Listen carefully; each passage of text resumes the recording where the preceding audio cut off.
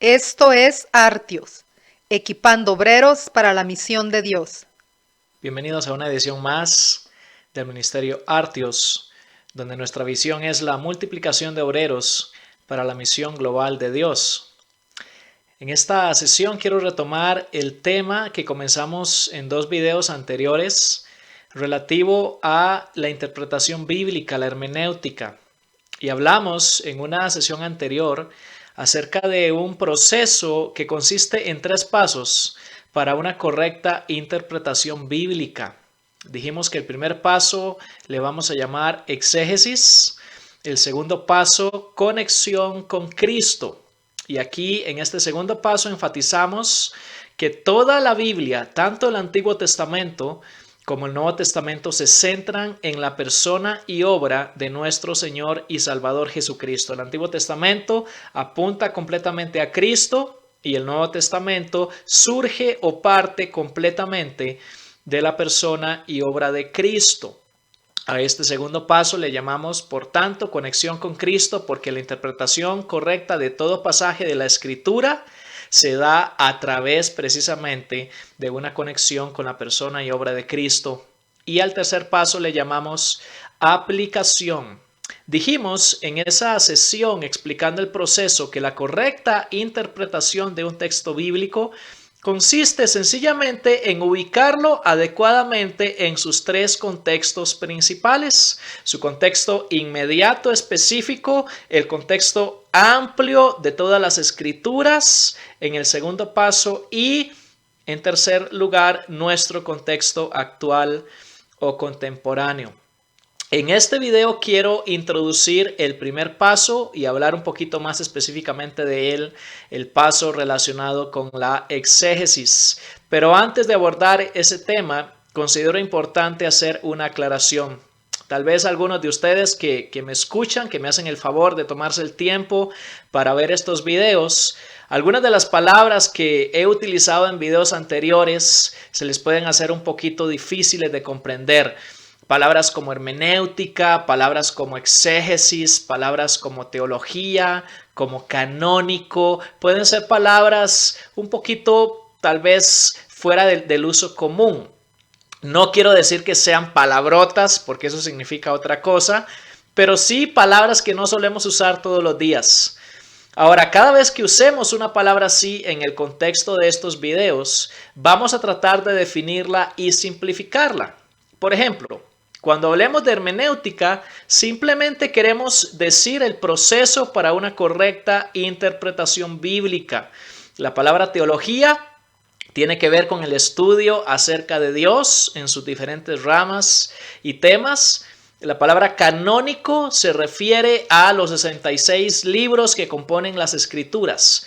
Y en el caso particular de la palabra exégesis, quiero conservar esa palabra para explicar el primer paso de nuestro proceso interpretativo, precisamente por la riqueza de significado que tiene el término. Derivado del griego, la palabra exégesis literalmente significa guiar hacia afuera, extraer, sacar. Y me parece una muy bonita ilustración del proceso de interpretación bíblica, que no consiste en dar mi opinión en cuanto a lo que un pasaje bíblico en particular pueda significar, mucho menos en meter en el pasaje desde afuera un significado que no está ahí. No se trata de imponer al pasaje un significado que éste no tiene, sino precisamente, como lo dice la palabra exégesis, extraer, sacar del pasaje el significado que éste contiene. Así que al primer paso de nuestro proceso interpretativo le queremos llamar exégesis. Y en este caso particular se trata de interpretar el texto dentro de su propio contexto específico particular. Más adelante vamos a ver que eso tiene que ver con el contexto gramatical, histórico y literario del pasaje que estamos estudiando. La pregunta que queremos contestar en la exégesis es precisamente: ¿qué significa este texto que estoy estudiando dentro de su propio contexto gramatical, literario e histórico. Así que vamos a hablar un poquito acerca de la exégesis en este video. Ahora, hay muchísimo que pudiéramos hablar en cuanto a la exégesis. Lamentablemente, no tengo ni el tiempo ni la oportunidad de tratar todo el tema de la exégesis en el transcurso de estos videos. Y lo mismo aplica a cualquiera de los temas que vayamos a tratar acá en el Ministerio Artios.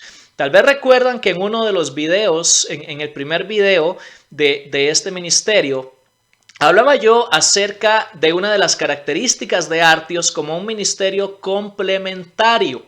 Yo quería decir con esto de complementario que no puedo ofrecerte todo lo que tú necesitas para tu capacitación bíblica, teológica, ministerial en el contexto de estos videos. Por lo tanto, es fundamental que tú complementes esta instrucción que estás recibiendo acá mediante otros libros, otros videos, otros mentores y otros medios que Dios ponga a tu disposición. Así que lamentablemente, y quiero ser claro con esto, no puedo ofrecerte todas las herramientas exegéticas que tú necesitas en el transcurso de un breve video de 20 minutos. Pero lo que sí quiero y me gustaría hacer en este video particular es ofrecerte lo que yo considero, y vamos a llamar de esta manera, el principio exegético supremo. Puede ser que a algunos les suene un poquito exagerado que yo me refiera a este principio exegético como supremo o fundamental. Sin embargo, sinceramente, me parece a mí que es el principio exegético más importante, más útil que puedo ofrecerte y que te va a ayudar en la interpretación de todo pasaje de la palabra de Dios. Así que lo que hemos llamado el principio exegético supremo o fundamental simplemente dice lo siguiente: un pasaje bíblico significa lo que su contexto determina qué significa. Esto es tan importante que lo voy a repetir una vez más. El principio exegético más importante que tú y yo necesitamos aprender dice que un pasaje bíblico significa lo que su contexto determina qué significa. Podemos decirlo también de otra manera: el significado de un texto bíblico depende enteramente de su contexto. Con la palabra contexto simplemente quiero decir la ubicación de ese texto, dónde se encuentra ese texto dentro de la palabra de Dios. Hablamos de contexto inmediato relacionado con todo lo que está antes y lo que viene después del texto que estamos estudiando. Ese es el contexto más cercano del pasaje que yo estoy estudiando, la ubicación, lo que está antes y lo que va después de ese pasaje.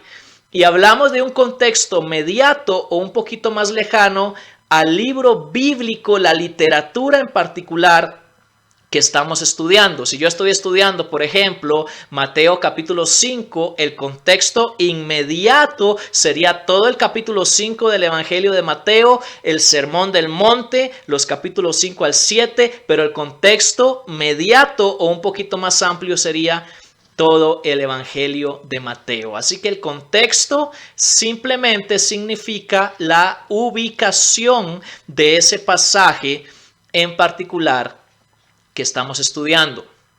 Ahora, cuando hablamos de exégesis, necesitamos comprender que hay por lo menos 3 clases principales de contextos que necesitamos tomar en cuenta en nuestra interpretación.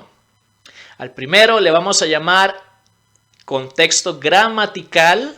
Tiene que ver con el estudio de las palabras, frases, oraciones y párrafos de la palabra de Dios. Al segundo le vamos a llamar contexto histórico o cultural. Tiene que ver con la historia, la cultura detrás del pasaje que estoy estudiando.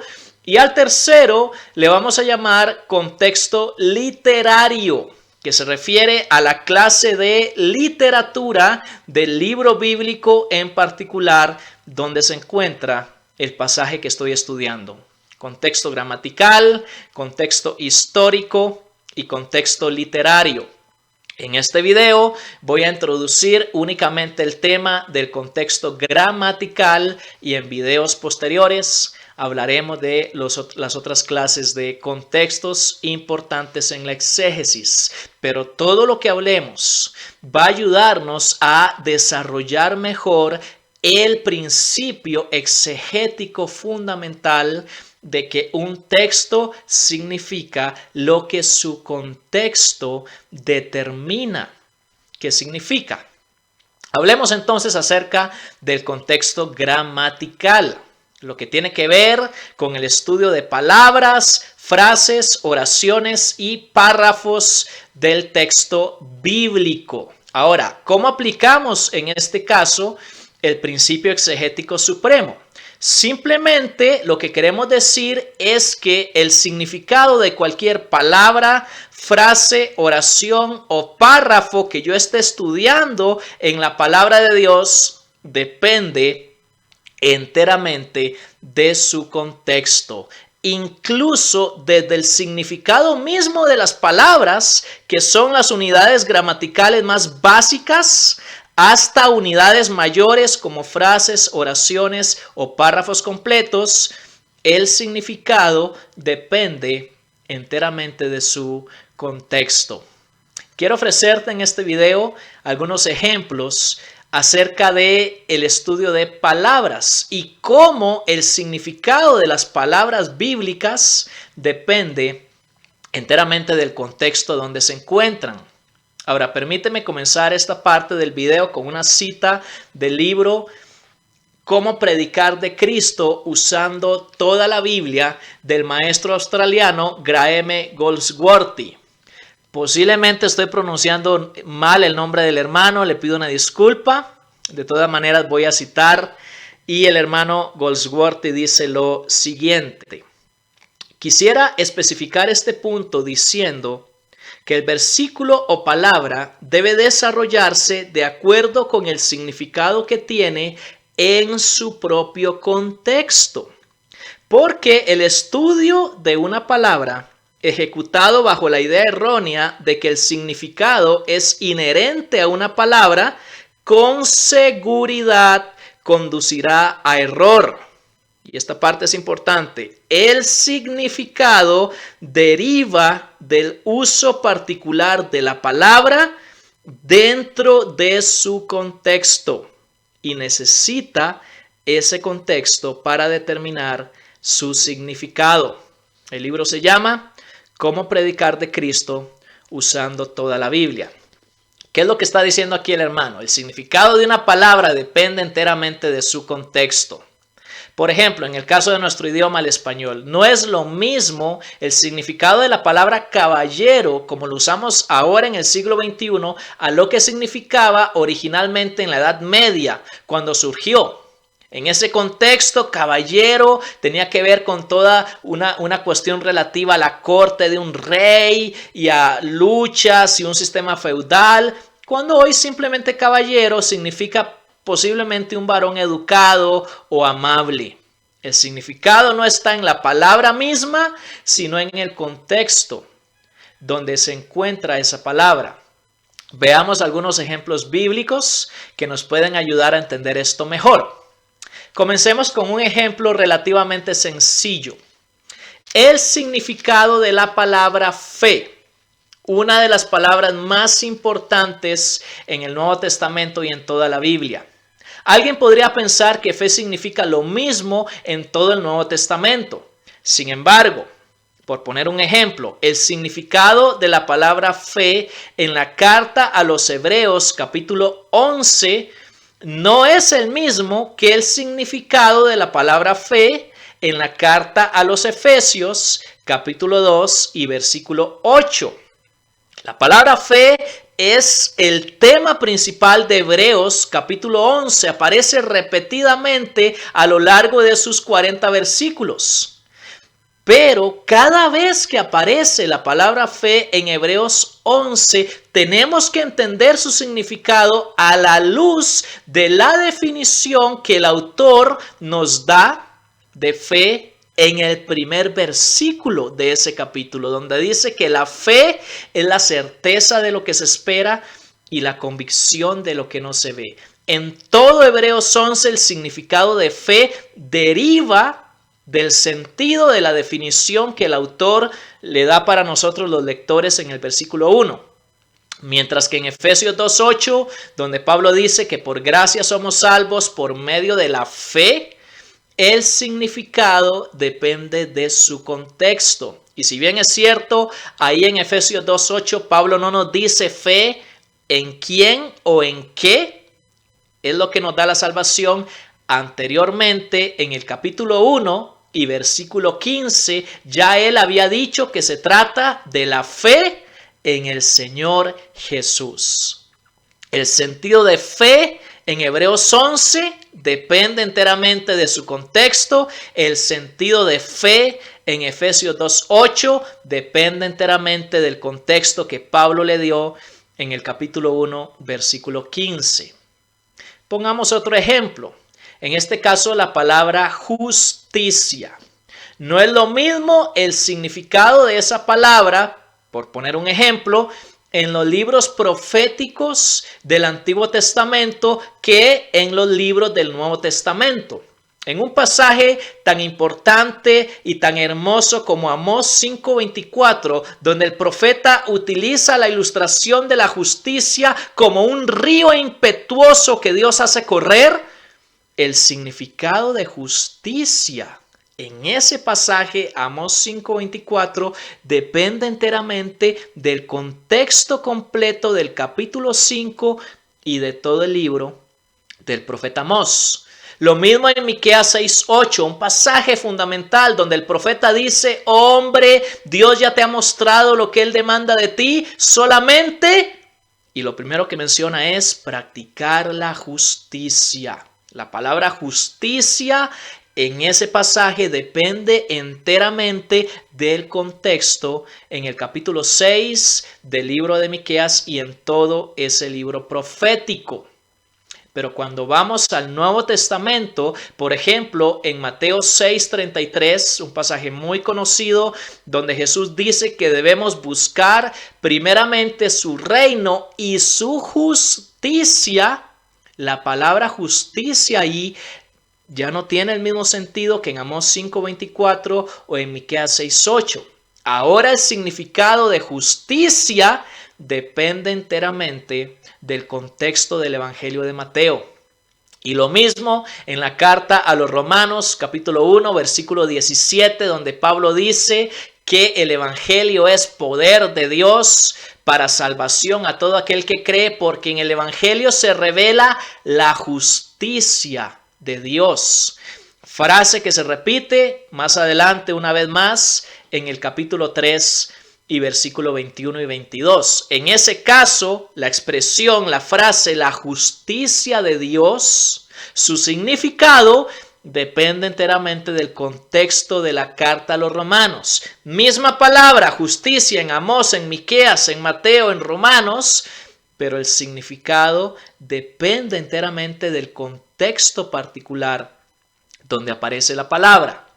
Pongamos un ejemplo un poquito más complicado. La palabra fruto en el Evangelio de Juan, capítulo 15, versículos 1 al 17, donde Jesús nos habla de la importancia y la necesidad de que como creyentes produzcamos fruto, mucho fruto, fruto en abundancia, y la palabra se repite continuamente. ¿Qué quiere decir Jesús con que produzcamos fruto? Ahora, necesitamos comprender que la palabra fruto aparece en prácticamente todos los libros del Nuevo Testamento. Los autores del Nuevo Testamento utilizan esa palabra repetidamente, tanto con un sentido literal, una fruta que alguien toma de un árbol, como con diversos significados simbólicos. Fruto, de hecho, se utiliza en el Nuevo Testamento con múltiples significados simbólicos, como por ejemplo en Gálatas capítulo 5, versículo 22, donde Pablo habla del fruto del Espíritu Santo. Y aquí es importante entender esto. Uno de los errores que a veces cometen los estudiosos bíblicos es tomar el significado de la palabra fruto proveniente de Gálatas 5:22 y metérselo a Juan capítulo 15 del 1 al 17, cuando los contextos son diferentes. No es lo mismo fruto en Juan 15 que fruto en Gálatas 5. Y entonces, ¿qué significa fruto en Juan 15? Bueno, el significado de fruto ahí depende de la manera en que Juan ha venido utilizando esa palabra a lo largo de su evangelio, donde aparece 3 veces. Primero, en el capítulo 4, versículos 34 al 38. Segundo, en el capítulo 12, versículos del 20 hasta el 26. Y en el capítulo 15, que es el que más nos interesa a nosotros. Cada una de estas veces que Juan utiliza la palabra fruto en esos pasajes, la relaciona siempre con la vida eterna. No tengo el tiempo de exponer toda la exégesis de fruto en Juan 15. Por ahora simplemente estoy ejemplificando cómo el significado de fruto en Juan 15 no deriva del uso que hace Pablo de esa palabra en Gálatas 5, sino del contexto mismo del Evangelio de Juan, donde siempre se relaciona con la vida eterna. ¿Por qué? Porque el significado de una palabra bíblica depende enteramente del contexto donde aparece esa palabra. Es el principio exegético fundamental. Ahora bien, hay 2 herramientas que nos van a ayudar en el estudio de palabras bíblicas. La primera es una buena concordancia, que sencillamente es un libro con la lista de las palabras principales que aparecen en la Biblia y los pasajes donde se encuentra esa palabra. Esa es la primera herramienta que nos va a ayudar, una buena concordancia. Es fácil encontrar concordancias ahora, incluso en versión electrónica. Y la segunda herramienta y la más importante es una repetida y continua lectura del pasaje bíblico que estamos estudiando. Necesitamos leer y releer y volver a leer ese pasaje todas las veces que necesitemos para entender el significado de esa palabra en el contexto en que la estamos estudiando. No hay sustituto para esto de la lectura repetida, pero la concordancia también nos puede ayudar. Ahora, en videos próximos voy a estar hablando de la exégesis desde la perspectiva del contexto gramatical en el uso de frases, oraciones y párrafos. Aquí nos centramos únicamente en el estudio de palabras, remarcando, remachando, enfatizando que el principio exegético supremo nos dice que un pasaje significa lo que su contexto determina qué significa. Porque la exégesis simplemente se trata de ubicar el pasaje bíblico que estoy estudiando dentro de su contexto inmediato y responder a la pregunta ¿qué significa este pasaje en su contexto específico, gramatical, histórico y literario? De eso se trata entonces el aspecto gramatical de la exégesis. Y quiero agradecerte el tiempo que te has tomado para ver este video. Te dejo abajo mi correo electrónico mauartios@gmail.com. Toda pregunta, comentario, sugerencia son bienvenidos y voy a tratar de responder a las preguntas que me envíen. Gracias de nuevo por tomarte el tiempo de ver este video. Si te es útil y todavía no te has suscrito al canal, te pido que te suscribas, que lo compartas con alguien a quien tú consideres que le puede ser útil o beneficioso. Y quiero dejarte simplemente con esta frase para que tú la medites. No necesitas estar de acuerdo con ella, simplemente te invito a que la medites. Y la frase dice lo siguiente: tu hermenéutica determina todo tu ministerio. Que el Señor te bendiga.